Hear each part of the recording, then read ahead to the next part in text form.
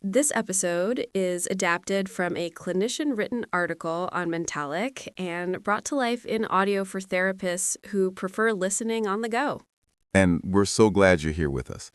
The piece that inspired today's conversation was written by Sylvie Saxena, MBA, LSW, and we're really excited to dive into their perspective. Absolutely. And just for a little context, since the article does come from Mentalyc, it helps to know it's a clinical intelligence platform designed to support therapists with our documentation and clinical reflection. Right, which is perfect for today's topic, because let's be real, have you ever had that feeling at the end of a session, maybe even at the end of a long day of sessions, where you're just sitting with this sense that you missed something? Absolutely. It's not that the session went badly, not at all. It's more subtle, like a flicker of an expression you couldn't quite place, or a moment where the energy in the room just shifted and you couldn't put your finger on why. Exactly. That's the perfect word for it, a shift. And you replay it in your head thinking, okay, was it something I said? Was it something I didn't say? It's that constant living dynamic of the therapeutic alliance, isn't it? It's not this static thing we build once and then it's just there. It breathes. It breathes. I love that. And at the heart of that is our communication. It sounds so basic, right? Active listening. But it's so much more than just nodding and repeating back what a client says. It's about validating, reflecting back the unspoken emotion, the thing underneath the words. Yes. It's the difference between saying, so you were feeling sad, and saying, it sounds like there was a deep sense of loneliness in that moment for you. One is an observation, the other is an invitation to go deeper. It shows you're not just hearing the story, you're trying to understand the experience. And the clarity of our communication is huge. I think back to early in my career, I was so full of, theories and concepts. I'd want to explain everything. But sometimes that just creates more anxiety for the client. They don't need a lecture, they need a lifeline. 100%. There's this great example of a therapist working with someone in a difficult relationship. The client is minimizing the harm, maybe using a lot of self-blame. And the therapist doesn't just say, that sounds like abuse. Instead, they gently introduce the concept of emotional abuse or a trauma bond. It's not a label, it's a lens. It gives the client a new framework to understand their own experience without feeling judged. It's empowering. It says your experience is valid, and there might be a pattern here that has a name, one that isn't your fault. That shift can be monumental for the alliance. It moves the therapist from an evaluator to a collaborative guide. It really does. And that speaks to another huge piece of this, flexibility. We can't be rigidly attached to one way of working. I mean, how many times have we started with a classic CBT approach thinking, okay, we'll tackle these thoughts, and a few sessions in, the client says, I get it intellectually, but I just feel so much shame. Ugh, every time. Well, not every time, but it happens a lot. And that's our cue, right? That's the moment to be flexible. Maybe the shame needs a different container. Maybe we need to shift to a more emotion-focused lens, something like EFT or DBT to really honor what's coming up for them. Our ability to pivot, to say, okay, thank you for telling me that, let's try something different, that builds so much trust. It shows we're listening on a meta level. We're not just listening to the content, we're listening to how the process is landing for them. It's about attuning to their readiness, not our agenda. That flexibility is, I think, a profound act of respect for the client's inner wisdom. I completely agree. But that flexibility has to exist within a really sturdy structure. And that's where boundaries come in. The idea of boundaries as the scaffolding of the relationship, that really resonates. It's what makes the space feel safe enough to be vulnerable in the first place. Scaffolding, that's good. Because it's not a wall, right? It's a supportive structure that allows for growth. And finding that balance is, it's an art form. You don't want to be so rigid that you come off as cold or distant, But you also can't be so loose that the lines get blurry and the client feels unsafe or confused. Exactly. It's a constant calibration. There's this really powerful example of a male therapist working with a female client on a significant trauma. She's experiencing moments of intense grief in session, and one day he offers her a hand to hold. It's a moment of pure human connection, totally appropriate in context.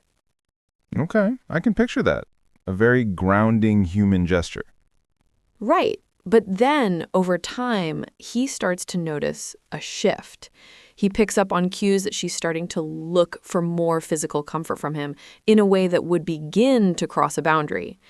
And this is the critical moment for the alliance. Wow, yeah. Because if he pulls back too sharply, he could trigger feelings of rejection or shame. But if he ignores it, he's failing to hold the therapeutic frame. Precisely. And what he does is so skillful. He doesn't shame her or make it weird. He gently redirects those cues. He encourages her to use her words to talk about the experience of wanting that comfort, exploring what that need represents for her. He helps her see that the goal is to build that kind of intimacy with people in her life who are available for it, outside the therapy room. That is masterful. He's holding the boundary, naming the need, and using it therapeutically, all at once. He's protecting the relationship by clarifying its purpose. That takes so much self-awareness and attunement. It's a real testament to the complexity of what we do. It really is. And it's not just about us, is it? So much of the alliance is shaped by what the client brings into the room. Their own willingness to engage, their past experiences, their fears. Oh, absolutely. You can be the most flexible, communicative, perfectly boundaried therapist in the world, but if a client is new to therapy and terrified of being judged, they might still be very hesitant to open up.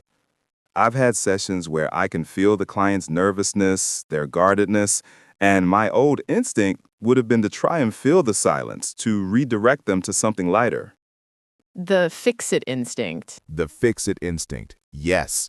But now I try to lean into it, to just name it gently. I'm noticing some hesitation here, and that's completely okay. What's it like to be sitting here with me right now? Instead of trying to get past the hesitation, you make the hesitation the focus. You honor it. That is so key. You're meeting them exactly where they are. You're not asking them to be somewhere they're not ready to be. And that builds safety faster than anything else. It shows them that all parts of their experience are welcome, even the fear of the process itself. And a lot of that fear comes from their expectations, doesn't it? Clients come in with all sorts of ideas about what therapy is. Some think we have a magic wand. Others are deeply skeptical and think it's just paid friendship. Right? Or that we're supposed to give them advice and tell them what to do. That's why those early conversations about what therapy is and isn't are so critical. And not just in the first session. I find myself doing routine check-ins all the time. How is this process feeling for you? Are we on the right track with your goals? Yes, that alignment is everything. It fosters that sense of a shared purpose. We're a team working towards something together. Without that, it can feel like you're just paddling in different directions. And that brings up the big one, attachment styles. The big one. Because it plays out right there, in the room, with us. The therapeutic relationship becomes the laboratory. It really does. When you have a client with a more secure attachment, forming that trust can feel easier, more natural. But when you're working with someone with an anxious attachment style, you often become the target of that anxiety. The questions about your commitment, the fear that you're annoyed with them, the constant seeking of reassurance. Did I say the wrong thing? Are you mad at me? You can feel that pull. And our own counter-transference can get so activated. It can feel draining if we're not conscious of what's happening. But it's also, it's such a profound opportunity. How so? Well, it's the chance to provide an emotionally corrective experience, to be the person who doesn't get annoyed, who doesn't push them away, who meets that anxiety with consistent, attuned reassurance and says, "We're okay. You are safe here. Your feelings are not too much for me." You're helping them in real time build a new relational template. That's beautiful. You're not just talking about a secure attachment, you're helping them experience it, maybe for the first time. But tracking all of this, our flexibility, the client's attachment patterns, our own reactions, it's a lot to hold. My session notes can sometimes feel so focused on the interventions and the client's report, I lose the nuance of the process. I know exactly what you mean. The notes capture the what, but not always the how. How did the alliance feel today? Where were the moments of connection? Where were the ruptures, however small? That's honestly where I found a tool like Alliance Genie to be so illuminating. Oh, interesting. How do you use it? I've seen it in Mentalyc, but haven't fully explored it. Well, after I've written my note, it offers these supervision-like prompts for reflection. It helps you think about the session from the alliance perspective. It might help me notice, oh, this client has expressed uncertainty about the process for 3 sessions in a row. I need to address that more directly. It helps me connect the dots session to session in a way my own memory sometimes fails to do. So it's like a built-in moment for self-supervision, focused specifically on the relational dynamics. I love that, because those are the patterns that can so easily get lost in the week-to-week shuffle of seeing clients. Exactly. It helps you step back and see the bigger picture of the relationship you're building. Quick pause here. If this part of the work feels familiar, the challenge of tracking these subtle but crucial dynamics, Mentalyc can help. Its tools like the AI Note Taker and Alliance Genie support your documentation and your clinical judgment, all while staying fully HIPAA and SOC2 compliant. You can explore it at Mentalyc.com. That makes so much sense. Because the alliance isn't just happening in a vacuum, right? There's this whole other layer of external and contextual factors that we have to be aware of, like the client's personal and cultural beliefs. Yes, so important. I was just thinking about the example of a client whose faith is a huge part of their life. Maybe they're feeling pressure from their religious community that seems to conflict with standard therapeutic advice. Our training might tell us to challenge that, but a culturally competent approach is so different. Right. It's not about judging their faith or trying to steer them away from it. It's about getting curious. How is your faith supporting you through this? How do you make meaning of this struggle within your belief system? We have to be willing to bring their faith into the room, not treat it as an obstacle to the real work. Yes, you're creating an inclusive space that honors their entire identity. You're not asking them to compartmentalize. And this is so true when working with couples, too. You might have one spouse who dragged the other one to therapy. They have totally different beliefs about mental health, different ways of coping. Oh, I see that all the time. One person is ready to dive deep, the other is sitting there with their arms crossed, completely skeptical.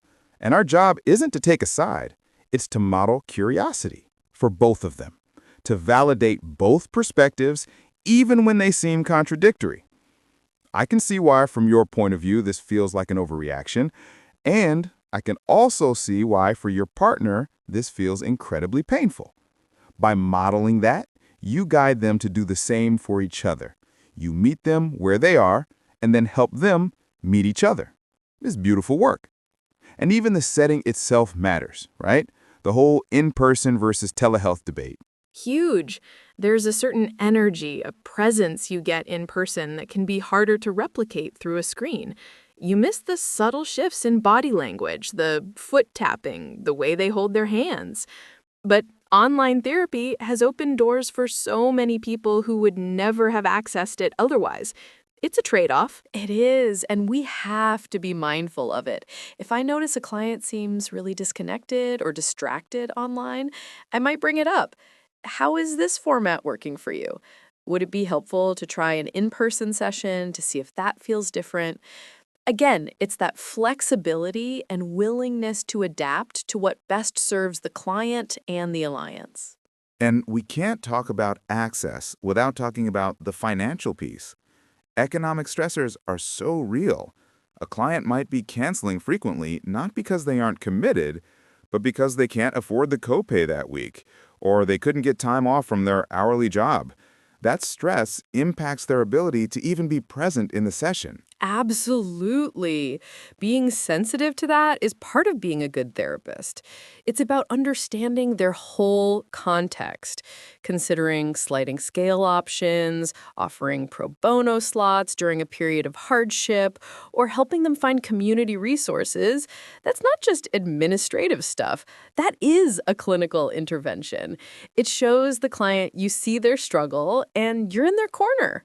It strengthens the bond because it shows you care about them as a whole person, not just as a 50-minute appointment slot. It's about acknowledging their entire system, their family, their community, their support network, or lack thereof. Right. And finally, there's the societal piece, the stigma. Despite all our progress, it's still so pervasive. Clients come in carrying so much shame for even needing help. They worry about what their family will think, what their friends will say, and that can make them incredibly reserved. Totally. And one way we can counteract that is by directly addressing it and normalizing the experience. And sometimes a small, intentional piece of self-disclosure can be really powerful. Not about our own detailed struggles, of course, but just normalizing the act of seeking support. Right. It has to be meaningful and for the client's benefit.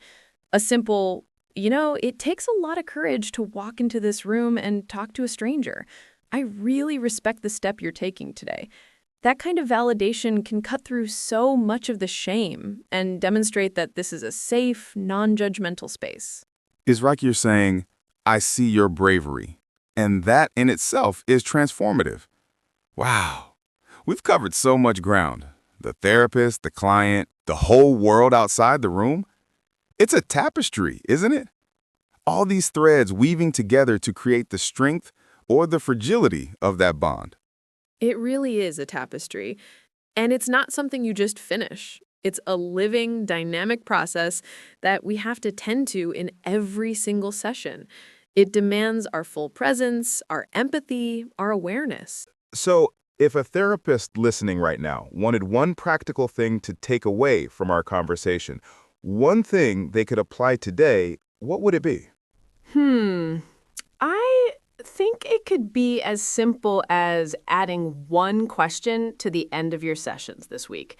Something open-ended that invites feedback on the alliance itself. Maybe, how did our connection feel to you today? Or was there a moment in our conversation that felt particularly helpful or one that felt difficult? I love that. It's a small change that opens up a huge door. It explicitly gives the client permission to talk about the us in the room. It says, your experience of this relationship matters to me. It's a direct investment in the alliance. Exactly. It's a small act of co-creation. You're building it together. And if you want support in tracking those alliance patterns and reflecting on what comes up, a tool like Alliance Genie can really help you notice those threads over time, all without storing any recordings or sensitive session data. A beautiful way to put it. Tending to the tapestry one thread at a time. Thanks for this conversation. It's given me so much to reflect on. Me too. Thank you. It always does.